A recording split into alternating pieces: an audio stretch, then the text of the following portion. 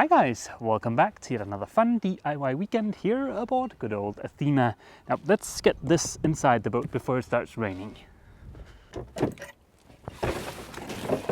This weekend I am gonna take two exciting new tools for a spin. And what tools are those, you might ask? Well, let's get them out of here and take a look. For those of you who like hearing a bit of Danish, this says udlejningsmaskine, and it basically means that these are not tools I've purchased, these are tools that I've rented. And that is with good reason, because these are very, very expensive tools, especially this one, and it's tools that I most likely won't need more than once. This first tool is a marine shaver, and I'm already having flashback to last summer's fiasco, but let's hope this is not a repeat of that. And the second tool is a Gelplane. There's a piece of hose in here, and there is a manual, some tools, and a DVD with some kind of hot vac stuff on it, but well, I don't need that anymore, fortunately. Let's take a look at the tool. I believe if you want to purchase this bad boy here, it is around $3,000 US, so for most people it makes sense to just rent this. Here we have the two tools side by side, the Gelplane and the marine shaver. Both tools serve kind of the same purpose, but we'll get back to that a little later in the video.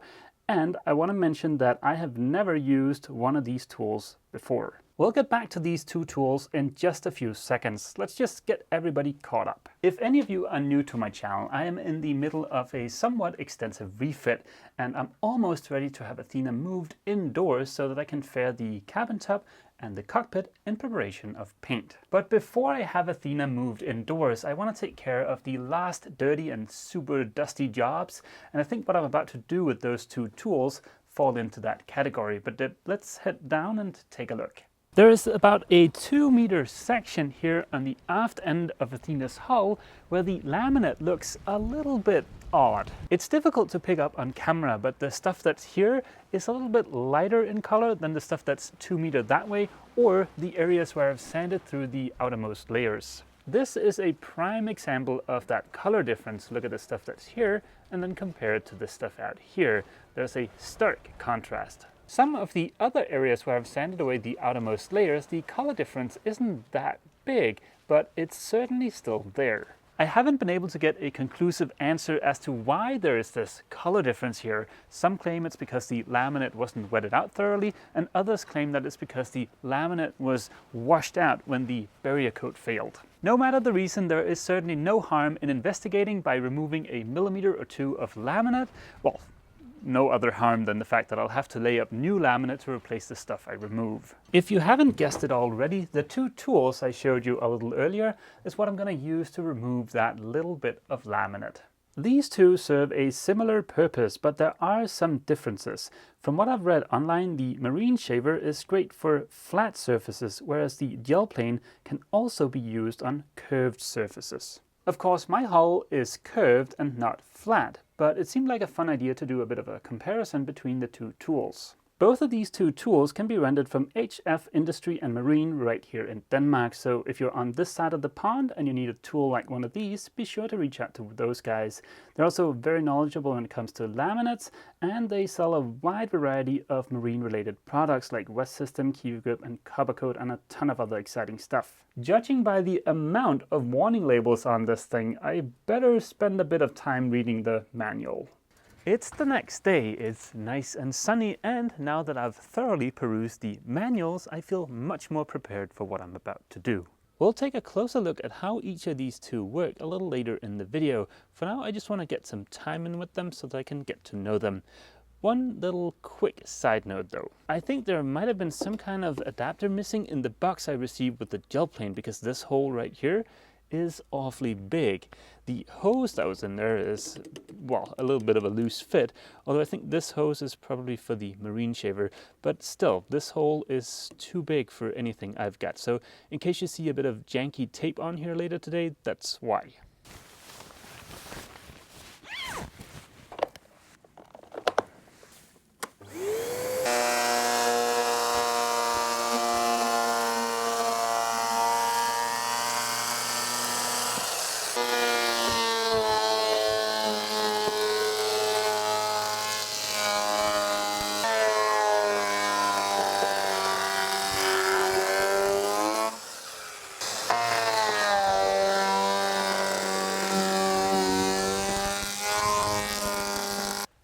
couple of observations. This thing is pretty heavy, but it's also very fast. If I used this to remove the old barrier coat, I think I could have done it in a day rather than spending weeks with that belt sander. It does leave a little bit of a fuzzy surface. There are some fibers sticking out here, and I think that is one of the reasons the old barrier coat failed, but we'll deal with those later this summer.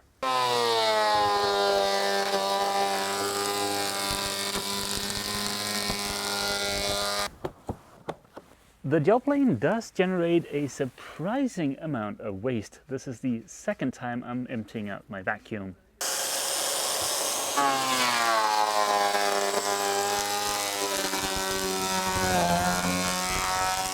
So far I've only worked on this side of the hull. I don't know if the camera will pick it up, but this is a much darker color than the area over here. There is one small exception though, and that's this little area here. That's still quite white in color.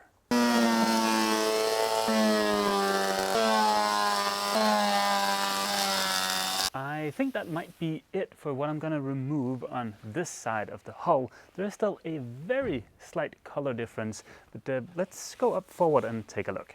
Truth be told, I don't really know if it is necessary to remove that little bit of laminate because I'm not worried about the strength of the hull. I'm doing this to make absolutely sure I don't get any blisters again once I've put copper coat on the hull. What I wanted to show you here forward is the fact that the laminate that's exposed here is also kind of whitish, although not as white as the stuff I've just removed. I've previously mentioned that the forward 1/3 of the hull had an extra layer of fiberglass laid up when they did a osmosis treatment about 8 or 9 years ago. When I sanded away the primer or the barrier coat in this area here roughly 2 years ago, I got a little trigger happy with the belt sander and I sanded right through that thin laminate that just laid up.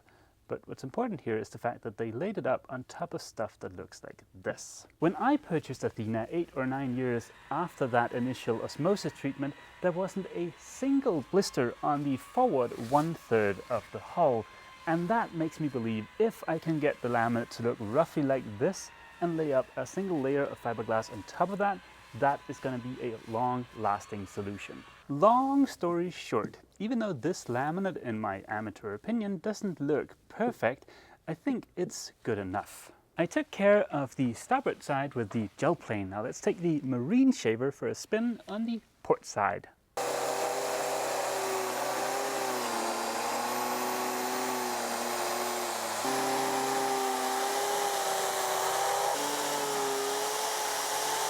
I've only spent a couple of minutes with the marine shaver, but I already have a clear favorite. Not only is the Gelplane much easier to use, it's also a lot faster and it'll give you a better finish.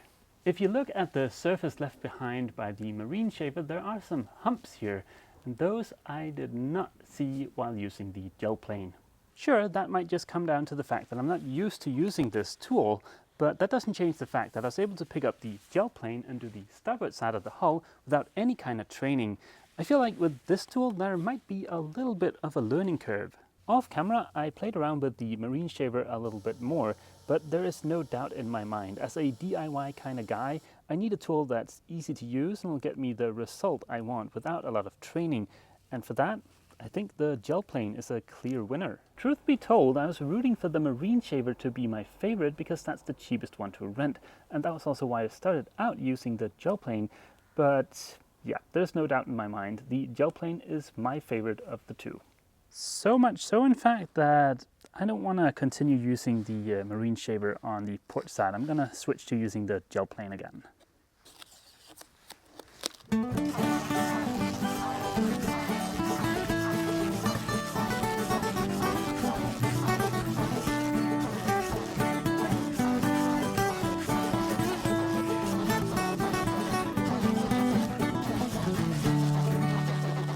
Yep, the Gelplane does leave a smoother surface. Now, like I said, it might very well just be because I'm not used to using the marine shaver, but still, this is a better result for me. This area is probably somewhere in between 3 and 4 square meters, and it took about 10 minutes to remove that 1 millimeter of laminate. Even though I had my vacuum hooked up, there's still quite a bit of shredded laminate that found its way onto the ground. That's nothing compared to what found its way into the vacuum, of course, but still. To be fair, and like I mentioned earlier in this video, the marine shaver is possibly more suited for flat surfaces. And while I don't have any flat laminate that needs a shave, I think I can find a scrap piece of plywood.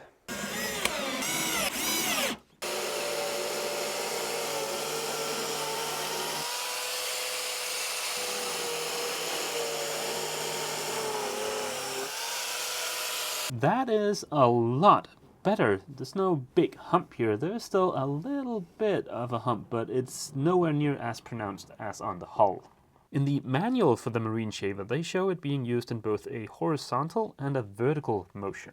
I tried both of those on the side of the hull, but I still prefer the ease of use, the speed, and the finish of the Gelplane over the marine shaver. But let's do a quick comparison. This is how it breaks down for me. The Gelplane is the fastest of the two to use, it's also the easiest, and it'll give you the best finish. It works on both curved and flat surfaces. However, it is rather expensive to rent at $400 for a minimum of 4 days. The dust management is not so great. You saw all of the stuff that was left on the ground. It can't get into tight corners, and it is somewhat heavy. The marine shaver is cheaper to rent. You can rent it for just a single day if that's all you'll need, and that'll cost you around $88. It is lighter, the dust management is better than the Gelplane, and it can get into tight corners. Now, as far as the downsides, it's slower than the Gelplane, it is not as intuitive to use, and it's best on flat surfaces, aka it's really bad on curved surfaces. Remember that I've only spent a single day with these two tools. If I had more time, it is possible that I would warm up to the marine shaver. Now, if you've got an opinion about either of these two tools, I would love to hear it. So go ahead and share it in the comment section down below. I can say for sure that if I buy another boat that needs to have gel coat, barrier coat, or laminate removed, I am going to be looking for a place to rent a Gelplane for sure. The common denominator for these two tools is the fact that they remove a set depth of material. They do it in two slightly different ways, but that is the function of them. And that's great if that's what you want to do, but it's worth considering if that's what's best suited for your project. I'm sorry to do this, guys, but I'm gonna have to cut this video a bit short because I've contracted one of those horrid man flus, and seeing as 97% of you guys are male, I think we can all agree that those are the worst, and that women just simply have no idea what that feels like. So if you wouldn't mind crossing your fingers that I pull through, that would be awesome. And for those of you who don't get it, don't worry, this is just a joke. It is just a cold. It's no big deal. I just don't feel like shooting video. Quick little final note, the foam I found in the bilge last weekend is all gone, but the video and where I removed that is going to be its own little separate video that I'm going to publish while Eva and I are in Norway this summer. A quick little teaser, I now have a 4 feet 3 inches deep bilge I need to figure out what to do with. Ah, men for helvete også. My frickin' god. And a quick final note. Eva got me started using Instagram like all the cool young kids. And a couple of days ago, I reached 1,000 followers.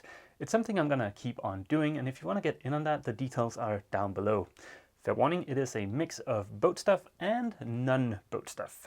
Next weekend, there is gonna be a lot of sanding. There's also gonna be lots and lots of new exciting tools.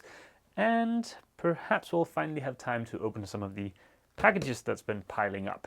And if the moon and stars align, I might be able to get Athena moved into one of the sheds next weekend, but we'll see. And that is going to be it for this video, guys. As always, feel free to leave a comment down below, and don't forget, if you've enjoyed this video, remember to leave a like. See you!